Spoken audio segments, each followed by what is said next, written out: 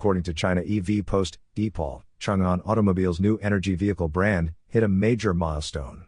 Its 400,000th vehicle rolled off the assembly line just 29 months after the brand launched. In December alone, Deepal delivered over 36,000 vehicles, bringing its total for 2024 to more than 240,000 units.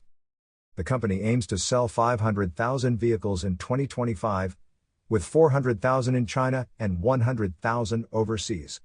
To celebrate its success, Deepal introduced a limited edition SL03 sedan priced at $16,430. Only 4,000 units of this commemorative model will be available.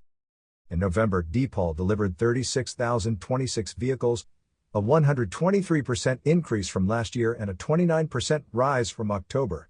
From January to November, the company delivered over 207,000 vehicles, marking a 75% year-on-year growth.